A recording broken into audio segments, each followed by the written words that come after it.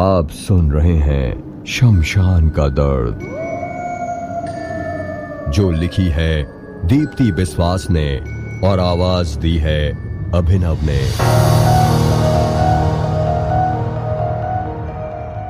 दोनों पति पत्नी हैं। जिंदगी के लगभग 32 साल दोनों ने साथ में बिताए थे। अब साथ में ही दुनिया से चले गए। हुआ यूं था कि पति शराब के नशे में था और सड़क पार करते वक्त एक ट्रक उसे कुचल कर चला गया। अपने पति का आधा कटा जिस्म देखकर पत्नी ने भी दम तोड़ दिया। पत्नी कमजोर दिल की थी, इसलिए दोनों को एक ही शमशान में जलाया जा रहा है। सुनकर दुख हुआ उनके बच्चों के लिए, क्योंकि उन्होंने एक ही दिन में मां और पिता दोनों को खो दिया। पर थोड़ी ही देर बाद यह भी मालूम चला कि दंपति के 2 औलाद तो हैं, पर दोनों ही कई वर्षों से विदेश में रह रहे हैं। माता पिता की मौत की खबर ने उन्हें दुखी नहीं किया, बल्कि इस मुसीबत में डाल दिया कि अब अपना काम छोड़ उन्हें भारत आना पड़ेगा। अब लगा कि अच्छा ही हुआ कि पत्नी ने भी पति का हाथ थाम लिया मृत्यु द्वार के लिए, नहीं तो वो बेचारी ना जाने कहां कहां धक्के खाती रहती। कितनी अजीब बात है, जो लोग यहाँ आज एक साथ मौत की गोद में लेटकर शमशान के बिछोने में सोने वाले थे, उनके साथ आई भीड़ उनके अपने नहीं थे। दोनों किसी बाल सुधार संस्था से जुड़े थे और वहीं से उन्हें ऐसे नायाब दोस्त मिले जो शमशान तक उन्हें छोड़ने आए थे और उनकी मौत पर आंसू बहा रहे थे। काश जीते जी मैं ऐसे महान लोगों से मिल पाता। लोगों की भीड़ ने अच्छी आमदनी दिलाई। दोनों ही लाश जलकर शमशान के गाल में समा चुकी थीं। अब लोग भी जा चुके थे। सुखू भी नशे में है और मेरे ही खटिए पर लेटे हुए हैं। मैं दुकान पर बैठे बैठे ही रेडियो पर विविध भारती यानी आकाशवाणी चैनल सुन रहा हूँ। उसी वक्त मुझे शमशान के भीतर से एक लड़खड़ाता हुआ आदमी आता हुआ दिखाई दिया। 51-52 वर्ष का एक लंबा चौड़ा आदमी, लंबी लंबी दाढ़ी है, ऊंचा कद और चेहरे पर तेज। ऐसा लग रहा था जैसे ये कोई रिटायर फौजी अफसर है। तेज कदमों से चलकर वो मेरे पास आए और आकर बड़े रोबीले अंदाज में उन्होंने मुझसे एक विदेशी शराब की मांग की, जो कि मेरे पास नहीं थी। बड़े गुस्से से उन्होंने मुझे घूरा और फिर कहा, जो भी है वही दो। मैंने भी देसी शराब के लिए डिस्पोजल गिलास में डालकर उनको पका दिया। 1-2 और फिर पूरे 5 गिलास पीने के बाद अब उनका अंदाज बदल चुका था। अब चेहरे में गुस्सा या घमंड नहीं, लाचारगी के भाव आ रहे थे। ज्यादा बोलते नहीं थे वो, पर अचानक उन्होंने मुझसे एक अजीब सा सवाल पूछा। ये कौन से देश का बॉर्डर इलाका है और किस देश ने मुझे बंदी बनाया? सच बताओ। मैं इस सवाल से लकपका गया। एक तो मैं खुद ये सोच रहा था कि जब सभी लोग लाशों को जलाकर चले गए, फिर ये अकेले कौन शमशान के अंदर से डरा रहा है? और लोगों की भीड़ में भी मैंने इन्हें एक बार भी नहीं देखा। इतने हट्टे कट्टे हैं, मैं कैसे इन्हें नहीं देख पाया? मैं मुंह फाड़े यही सब सोच रहा था कि तभी उन्होंने दोबारा बहुत जोरदार आवाज में पूछा, बताते क्यों नहीं सालों गद्दारों? मैं अब डर गया और याद करने की कोशिश करने लगा कि आखिर मैंने उनके साथ कौन सी गद्दारी की, क्योंकि अभी अभी तो मैंने उनसे बगैर अभी तक पैसे लिए 5 गिलास शराब पिलाई है, जो कि मेरे हिसाब से पूरे 100 रुपए की होती है। अपने डर और गुस्से को 80% छुपाते हुए मैंने उनसे कहा कि भैया, पहली बात तो यह है कि ये कोई बॉर्डर एरिया नहीं है। छोटे से गांव का एक छोटा सा शमशान है, पर गांव शहर से पास ही होने की वजह से यहाँ अधिकतर शहर की लाशें लोग ले आते हैं। और आप अभी जहाँ खड़े हैं वो शमशान की दुकान है, जिसे नंदू की दुकान कह सकते हैं। नंदू यानी मैं। अब आप ये बताइए कि मैंने आपके साथ कब गद्दारी की और आप यहाँ इतने रात में क्या कर रहे हैं? आपको पता होना चाहिए कि शमशान घाट एक खतरनाक जगह है। हर कोई यहाँ रात दिन भर मेरे जैसे पड़ा नहीं रहता। इसलिए कह रहा हूँ, जहाँ से भी आप आए हैं वहीं चले जाएं। रात के वक्त यहाँ ठहरना ठीक नहीं है, पर हाँ, जाने से पहले मेरे 100 रुपए देकर ही जाना, नहीं तो दिन भर का मुनाफा इस नुकसान के आगे छोटा पड़ जाएगा। मैं इतना बोलकर चुप ही हुआ था कि आंखें रगड़ते हुए सुखू भी दुकान की चौखट पर आ पहुंचा और पूछने लगा, क्यों हल्ला कर रहा है नंदू? इसलिए तो मैं तेरे साथ यहाँ नहीं ठहरता। तू अजीब भूतों वाली हरकतें क्यों करता है बे? मैंने उससे कहा कि सुखू, तुझे दिखाई नहीं देता क्या मैं इस भले आदमी से बात कर रहा हूँ? सुखू ने नजरें घुमा घुमा कर चारों तरफ देखने के बाद कहा, मुझे तो कोई नहीं दिखता। क्यों मजाक कर रहा है? मैंने देखा वो आदमी अब भी मेरी दुकान के सामने ही खड़ा है, पर ये सुखू को क्यों नहीं दिखता?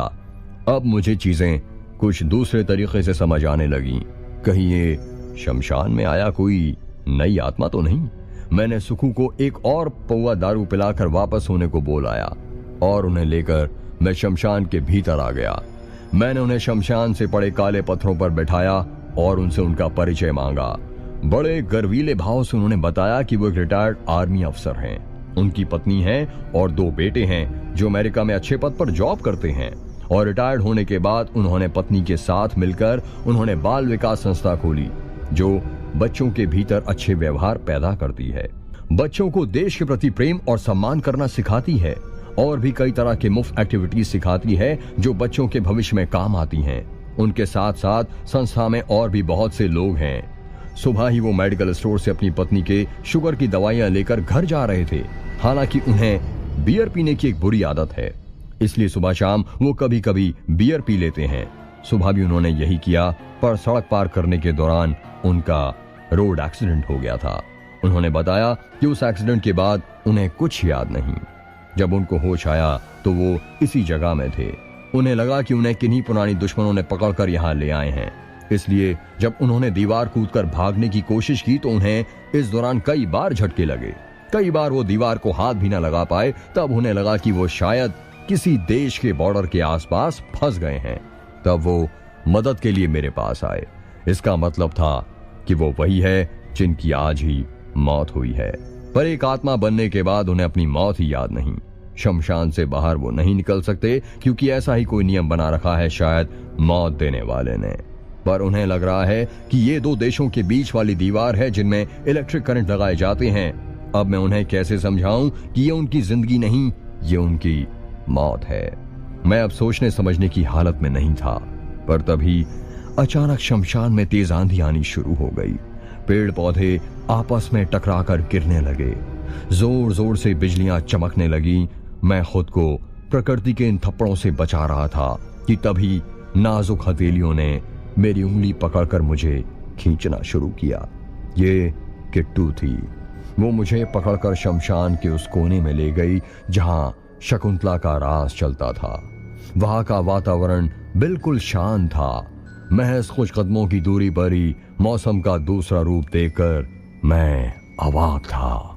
मैंने किट्टू को बताया कि किट्टू, वो तो ये भी नहीं जानता कि वो मर चुका है। अब क्या होगा? कौन उसे सच बताएगा? उसकी मौत की खबर कौन उसे देगा? किट्टू ने कहा कि मुझे उसकी परवाह नहीं करनी चाहिए। इसके लिए आसमान से कुछ देवदूत आते हैं जिसे लोग यमदूत कहते हैं। यही लोग उन्हें बताएंगे कि उनके साथ क्या हुआ। अचानक किसी दुर्घटना में मरने वाले ज्यादातर लोग अपनी मौत को आसानी से स्वीकार नहीं कर पाते।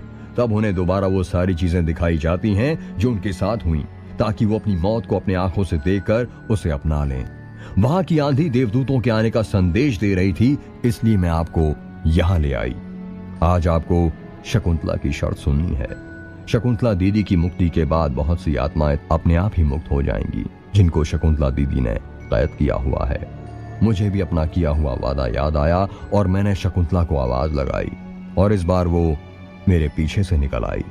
मुझे उनके घुंघरूओं की आवाज पीछे से ही सुनाई दे रही थी।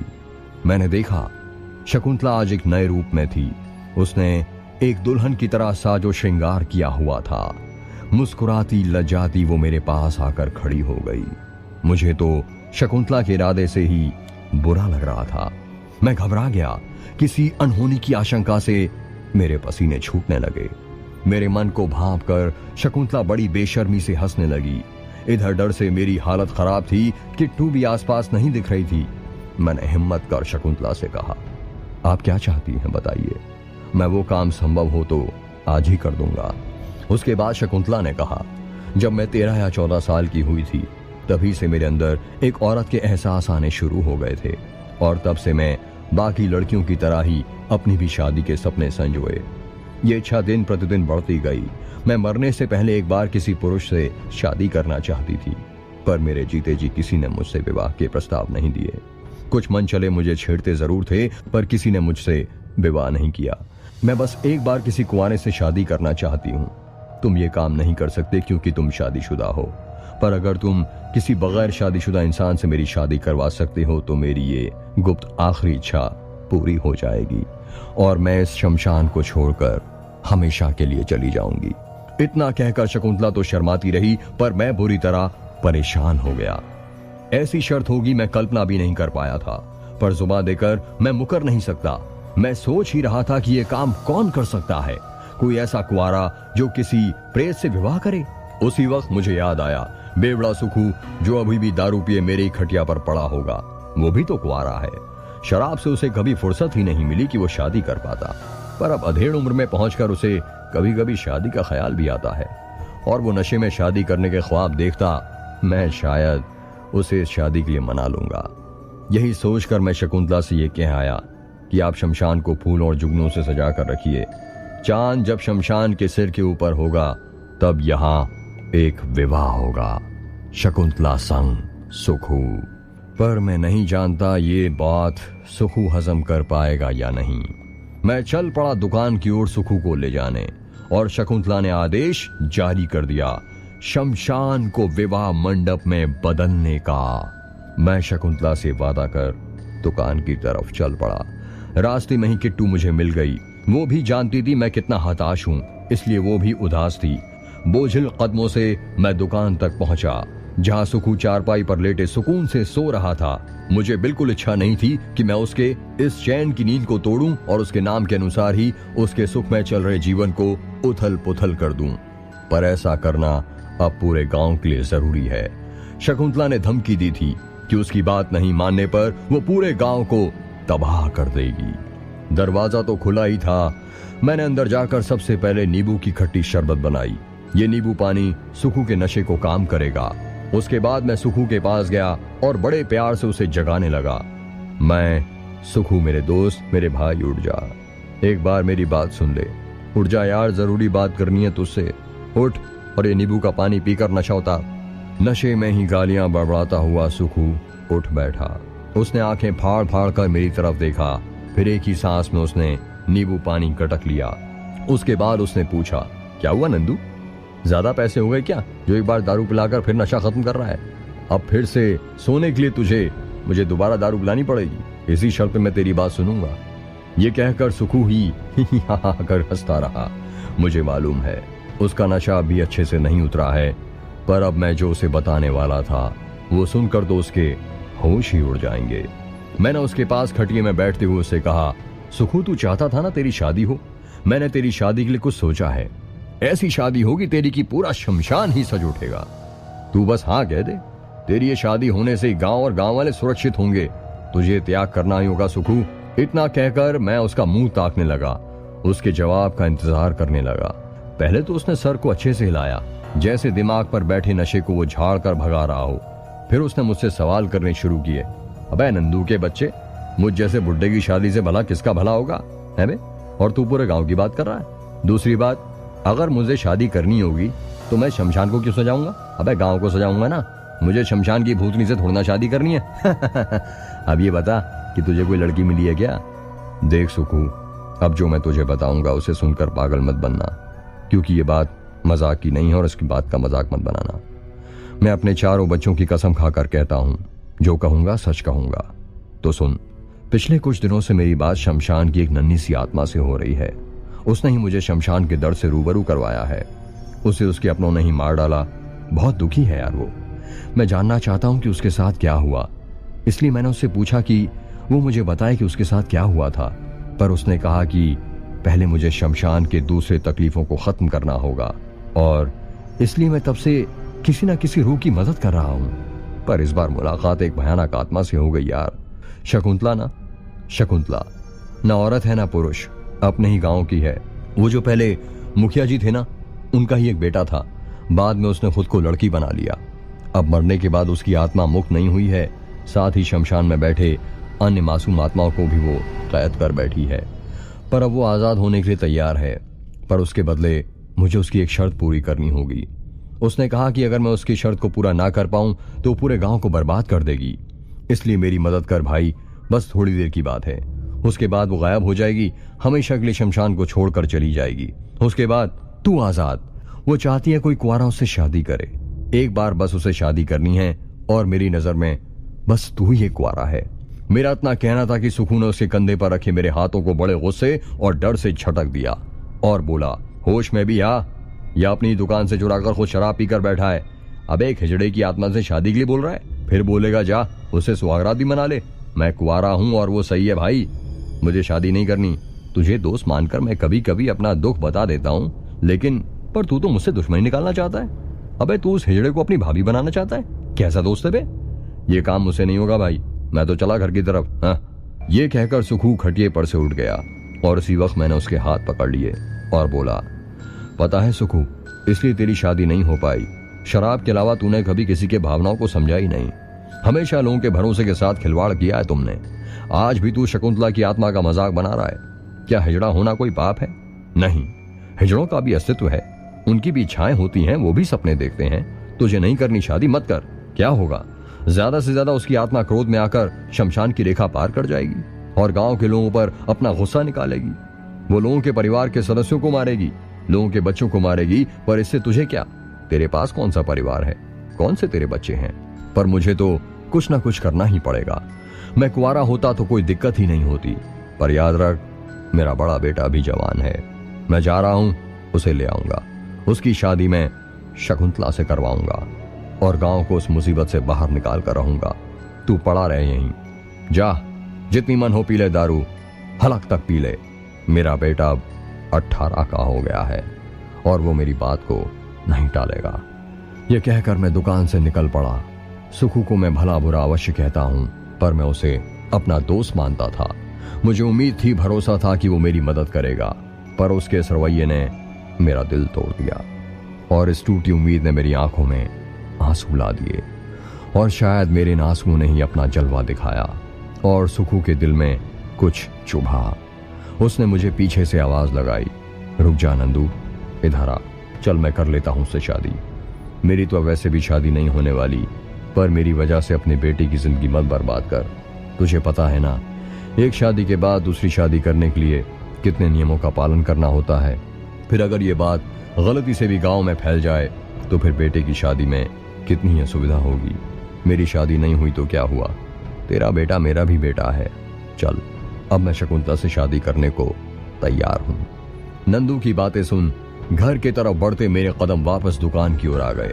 मैंने सुखू को जोर से गले लगा लिया। उसके बाद डर से कांपते सुखू को लेकर मैं वापस एक बार शमशान की तरफ चल पड़ा। जगमगाता चांद शमशान के सिर पर था। पूर्णिमा के चांद की चांदनी में पूरा शमशान रोशनमय हुआ था। मैं और सुखू आहिस्ता आहिस्ता शमशान की गहराई में पहुंचे। पीछे पीछे किट्टू भी थी, पर अब जो शमशान का रूप था वो देखने लायक था। जुगनुओं की कतार से सुंदर झालर बनाए गए थे। हालांकि गौर से देखने पर मुझे जुगनुओं को कैद किए हुए कुछ इंसानी रूह दिखाई पड़ती हैं, जिन्होंने मजबूरन जुगनुओं को जलने और ट्यूबलाइट बनने पर बांध किया हुआ है। बेला के सुगंधित फूलों ने शमशान के सौंदर्य पर 4 चांद लगा दिए। सुखू शमशान का ये रूप आंखें फाड़ फाड़ कर देख रहा था। एक बार तो मैंने उसके चेहरे पर नए नए बने दूल्हे के भाव भी देखे, जो बहुत ही जल्द खौफ में बदल गया जब उसे मर्द के रूप में सजी धजी एक दुल्हन शकुंतला दिखाई पड़ी।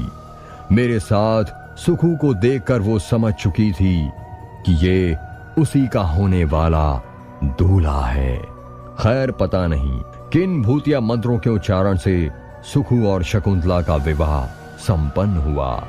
इस बीच सुखू तो डर कर कांपता रहा, पर शकुंतला बहुत खुश थी। वो ख्वाहिश जो उसके जीते जी जो पूरी नहीं हुई थी, वो उसके मरने के बाद आखिरकार पूरी हो गई। इसकी खुशी उसके चेहरे पर साफ दिखाई दे रही थी। शमशान में रहने वाले हर अच्छी बुरी आत्माएं उनके ऊपर फूलों की बरसातें कर रही थीं। विवाह संपन्न होने के बाद शकुंतला एक नई नवेली नवविवाहिता की तरह शर्माती हुई मेरे पास आई और मुझसे बोली, नंदू, गांव की लड़कियों का ख्याल रखना। मुझे लड़कियों से बहुत प्रेम है, क्योंकि मेरे इस मर्दाना जिस्म के भीतर एक लड़की ही बसती है। मैं जा रही हूं और अपने साथ उन अनगिनत रूहों को भी ले जा रही हूं जिन्हें मैंने यहां कैद कर रखा था। इस शमशान में बहुत से साल बर्बाद हो गए। अब ईश्वर मुझे कौन से रूप में जन्म देगा मैं नहीं जानती, पर मेरी बस ईश्वर से यही प्रार्थना है कि जब भी वो किसी किन्नर को इस दुनिया में लाए, उससे पहले दुनिया वालों को ये समझा दे कि किन्नर भी इंसान ही हैं, उन्हें भी हक है इस दुनिया में चैन से जीने का। मैं जा रही हूं, पर जाने से पहले मैं अपने पति के साथ कुछ पल अकेले बिताना चाहती हूं। तुम चले जाओ, तुम्हारा दोस्त सही सलामत तुम्हारी दुकान पहुंच जाएगा। मैंने शकुंतला की बात मानी और वहां से निकल पड़ा। किट्टू मेरी उंगली पकड़े मुझे दुकान तक पहुंचाई। शमशान से सुखू को अकेले छोड़कर आते वक्त मुझे सुखू के लिए डर भी था, और सुखू की तो जान ही हलक तक आ गई थी। पर मैं जानता हूं शकुंतला धोखा नहीं देगी। दुकान आकर मैं सुखू के लौटने का इंतजार करता रहा। सुखू के इंतजार में एक भी बार मेरी पलकें नहीं झपकी। मैं दरवाजे पर बैठे ही सुखू का इंतजार करता रहा। अब तो थोड़ी ही देर में सुबह होने वाली थी। मुझे अब सुखू की चिंता सताने लगी। पता नहीं शादी के बाद शकुंतला की कौन सी ऐसी ख्वाहिश भी है जो वो सुखू के साथ पूरा करना चाहती है, वो भी अकेले में। मैं दरवाजे पर बैठा ही था कि तभी मुझे शमशान की ओर से बदहवास भागकर दुकान की तरफ आता हुआ सुखू दिखाई पड़ा। उसके मुंह से ये बोल निकल रहे थे, सच कह रहा हूं, मैंने नहीं देखा तुम्हारी पत्नी को, मैंने नहीं देखा। आखिर इस तरह सुखू क्यों भाग कर आ रहा है? क्या शकुंतला नहीं गई? क्या उसने ही सुखू को इस तरह भगाया है? मैं अभी इन्हीं सवालों में खोया हुआ था कि तभी सामने सुखू आ गया, पर वो बगैर मेरे पास आए सीधे ही दुकान के अंदर चला गया। उसके पीछे मैं भी दौड़कर दुकान के अंदर गया तो सुखू बुरी तरह मुझसे लिपट गया। अब भी वो यही बड़बड़ा रहा था, मैंने नहीं देखा नंदू, उसकी पत्नी को मैंने नहीं देखा, मैं नहीं जानता किसी श्रद्धा को। उससे बोलना वो मुझे ना तंग करे। सुखू, तू किसकी बात कर रहा है? देख कोई नहीं है, हमारे पीछे कोई नहीं है, देख तो। मेरा इतना कहने के बाद धीरे धीरे सुखू ने नजर उठाई और चारों तरफ बड़ी बारीकी से देखने लगा। जब उसके दिल को यकीन हुआ कि वाकई वहां हम दोनों के अलावा कोई नहीं था, तो उसने राहत की सांस ली और मुझे छोड़कर खटिए पर जा बैठा। मैंने तुरंत उसके लिए पानी का गिलास लाया और एक ही घूंट में उसने पूरा गिलास ही गटक लिया। अब मुझसे और बर्दाश्त नहीं हो रहा था। मैं जानना चाहता था कि मेरे शमशान से दुकान लौटने के बाद वहां सुखू के साथ आखिर क्या हुआ, कौन उसके पीछे था जिससे वो बुरी तरह डरा हुआ था। मैंने सुखू के पास बैठते हुए उससे पूछा, तुम ठीक हो ना? शकुंतला ने कुछ बुरा तो नहीं किया? अभी कौन था तुम्हारे पीछे, बताओ मुझे सुखू। उसने कहा, मैं ठीक हूं यार, शकुंतला चली गई और अपने साथ शमशान भी खाली कर गई। बस मुझे सांस लेने दे, फिर बताता हूँ सब। ओह भगवान का शुक्रिया, शकुंतला चली गई, उससे मुक्ति मिल गई। इस तरह शमशान से एक और डरावना दर्द खत्म हुआ। पर जब लगभग सभी आत्माओं को शकुंतला के साथ ही मुक्ति मिल गई, तो फिर सुखू के पीछे कौन था जो अचानक ही गायब हो गया? सांस लेने के बाद सुखू ने बताया, मेरे जाने के बाद शकुंतला ने सुखू को अपने पास बैठने को कहा और उससे हर वो बात की जो एक पत्नी एक पति से करती है। दोनों ने अपने मन के सुंदर एहसास एक दूसरे के साथ साझा किए। सुबह की पहली रोशनी के साथ ही उसने मुझसे अलविदा कहा और सफेद रोशनी के फैलने के बाद बहुत सी आत्माएं उस रोशनी में खो गईं। पूरे शमशान में मैं अकेला नितांत रह गया, पर मुझे डर नहीं था। आखिर अब शमशान मेरा ससुराल जो बन गया था और मैं इस शमशान का इकलौता दामाद। मैं खुशी खुशी वहां से लौट रहा था कि तभी वहां एक लंबा चौड़ा आदमी बिल्कुल मेरे पास आकर खड़ा हो गया। मैं उसे पहचान नहीं पाया। सुबह सुबह ही शायद किसी का राम नाम सत्य हो गया है, इसलिए सुबह ही लोग पहुंच गए शमशान। मैं खुद उससे कुछ पूछने वाला था कि उसने मुझसे ही सवाल शुरू कर दिया। उसका पहला सवाल था, मेरी पत्नी श्रद्धा कहाँ है? मैंने कहा, कौन है तुम्हारी पत्नी? अभी अभी तो मैं अपनी पत्नी शकुंतला को अलविदा कहकर आया हूँ, अब तुम्हारी पत्नी कहाँ गई? मेरी इस बात को अनसुना कर वो बिल्कुल मेरे पास आ गया और मुझे अपने दोनों हाथों से पकड़कर वो अपने बदबूदार मुंह को मेरे पूरे जिस्म में रगड़ते हुए मुझे सूंघने लगा। उसके मुंह से लगातार बास आती रही। मुझे लगा ये कोई पागल है, इसलिए जब मैं उसे धक्का मारकर खुद से अलग करने की कोशिश करने लगा, तब महसूस हुआ कि मेरे वजूद का तो उस पर कोई असर ही नहीं हो रहा था। वो मुझे रोक तो सकता था, पर मैं उसे छू तक नहीं पा रहा था। मैं बस उसे देख पा रहा था, उसकी बातों को सुन पा रहा था और उसके जिस्म से निकलने वाली बदबू को मैं सूंघ पा रहा था। मैं उसके चंगुल से खुद को आजाद करना चाहता था, पर मैं ये नहीं कर पा रहा था। मुझे अच्छे से सूंघने के बाद वो दोबारा कहने लगा, सुनो, तुम तो जिंदा हो, तुम ही कह दो मेरी पत्नी कहाँ है। ये साले मुर्दे कहते हैं मैं और मेरी पत्नी दोनों ही मर गए हैं। चलो, मैंने ये भी मान लिया, पर जब मेरी आत्मा इस शमशान में ही है तो फिर मेरी पत्नी कहाँ है? जब वो मरते वक्त मुझे अकेला नहीं छोड़ पाई तो मौत के बाद क्या उसकी रूह मुझे अकेला छोड़ देगी? मेरी मदद करो, मुझे बस एक बार बता दो मेरी पत्नी श्रद्धा कहाँ है। मैं मरते वक्त भी उससे आखिरी बार मिल नहीं पाया, उससे कुछ कह नहीं पाया, पर अब मैं कहना चाहता हूँ उससे कि जीवन के ज्यादातर दिनों में हम एक दूसरे से जरूर दूर रहे, पर मेरी सांसें उसकी मुस्कान से चलती रहीं। मेरी दुनिया उसके दिए हुए बच्चों से आबाद रही। मैं उससे कह नहीं पाया कभी, पर अब मैं उसे कहना चाहता हूँ कि मैंने उससे बेहद प्रेम किया। मैं देश का रखवाला था, जिस्म मेरा कठोर था, पर मेरे मन के अंदर प्रेम था। मैंने ताउम्र बस उसी से प्रेम किया है। मैंने कभी जीते जी प्रेम का इजहार नहीं किया, पर अब मैं उसे कहना चाहता हूँ, श्रद्धा मेरी पत्नी, मैं तुमसे बहुत प्यार करता हूँ। जब जुदाई के पलों में मैं उसे छोड़कर घर से निकल जाया करता था, वो रो रो कर अपना हुलिया बिगाड़ लेती थी, पर मैं उसके पास एक भी आंसू नहीं गिराता। मैं मुंह फेर कर शरहद पर लौट जाता। वो समझती रही मेरे भीतर हृदय ही नहीं, पर अब मैं उसे बताना चाहता हूँ कि उसकी आंखों से ओझल होने के बाद मैंने भी उसकी और बच्चों की याद में अनगिनत आंसू बहाए हैं। मैं कभी उसकी तारीफ नहीं कर पाया। मैं उसे ये भी नहीं बता पाया कि उसके चेहरे पर उड़ती उसकी लटें मुझे सुबह की रोशनी में भी मदहोश कर देती थी। काम के वक्त जब वो तंग होकर अपने आंचल को खींचकर कमर के कोने में खोंच देती थी, उस वक्त मेरी नजर उसकी पतली कमर की सुंदरता और नाजुकता में खो जाती थी। मेरा मन होता था कि मैं उसी वक्त जाकर उसकी कमर को पकड़ उसे अपने बाहों में खींच लूं, पर तभी मेरी नजर अपने छाले पड़े कठोर हाथों की तरफ जाती और मेरा दिल कह उठता, मेरे कठोर हाथ उसके कोमल जिस्म के लायक नहीं हैं। देश के प्रति कर्तव्यों में ऐसा बंधा कि उस प्रेम की मूर्ति अपनी ही देवी को मैं कभी प्रेम नहीं दे पाया। मैं जीते जी कभी अपनी पत्नी से दिल खोलकर बात नहीं कर पाया, पर अब करना चाहता हूं। मैं कभी उसे बता नहीं पाया मैं उससे प्रेम करता हूं। मेरी बात करा दो मेरी पत्नी से, कोई तो कह दो उसे मैं उससे बिछड़ने से टूट गया हूं। इतना कहते कहते वो काफी कमजोर सा हो गया और मेरे प्रति उसकी ढिलाई होते ही मैं उसके चंगुल से निकल भागा, पर वो कभी मेरे आगे कभी मेरे पीछे अचानक ही आ जाता। अब तक तो मैं समझ चुका था कि ये भी कोई भटकती हुई आत्मा है, पर मैं नहीं जानता इसकी पत्नी कहाँ है। इसलिए मैं उसे बार बार कहता रहा और भागते भागते किसी तरह यहां तक पहुंच गया। इतना कहने के बाद सुखू खुद रो पड़ा। मैं समझ चुका था ये वही है जिसे कल रात मैं मिला था, जो ये तक नहीं मान रहा था कि उसकी मृत्यु हो गई है।